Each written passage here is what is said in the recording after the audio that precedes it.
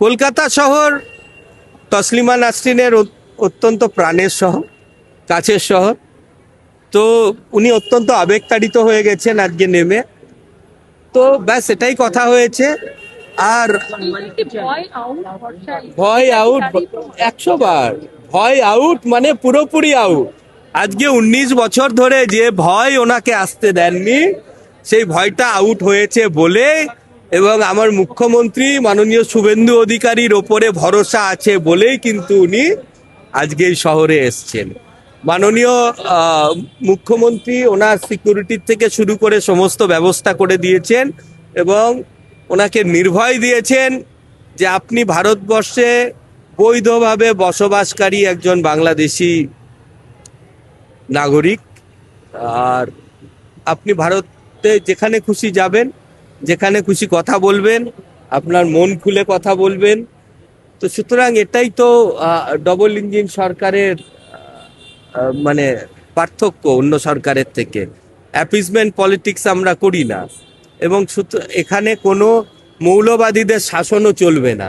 যে একটা কোন মৌলবাদী সংগঠন বলে দিল অমুক আসতে পারবে না বলে সরকারও হাত তুলে নিল, এটা এখানে হবে না। এখানে আইনের শাসন পশ্চিমবঙ্গে চলে, এবং আইনের মধ্যে থেকে যারা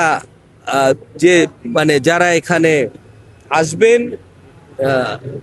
এবং তাদের বাকস্বাধীনতা রয়েছে, তাদের কথা বলার অধিকার রয়েছে, মানুষের সঙ্গে ইন্টারাকশন করার অধিকার রয়েছে। কোনো ফতেয়া এখানে চলবে না। উনি এখনো থাকতে চান কিনা সেটা আমার জানা নেই। যদি থাকতে চান নিশ্চয়ই সেটা সরকার বিবেচনা করবে, কিন্তু এরকম কোনো কথা হয়নি যে উনি থাকতে চান। দেখুন, বামেরা এখন কি করবেন? বামেদের তো এখন ভেসে থাকার একটা ইস্যু চাই সব কিছুতে। সুতরাং বিরোধিতা করা ছাড়া বামেদের রাজনৈতিক কোনো অস্তিত্ব তো পশ্চিমবঙ্গে নেই। মানুষের কাছে দীর্ঘ 5 বছর ধরে প্রত্যাখ্যিত হয়ে আছেন। অনেক অনেক কষ্টে একটা খাতা খুলেছেন এবার বিধানসভায়। সুতরাং বিরোধিতা করা এবং নকারাত্মক বিরোধিতা করা ছাড়া বামেদের তো অস্তিত্ব টিকিয়ে রাখতে হবে, তো সেই জন্য করছে।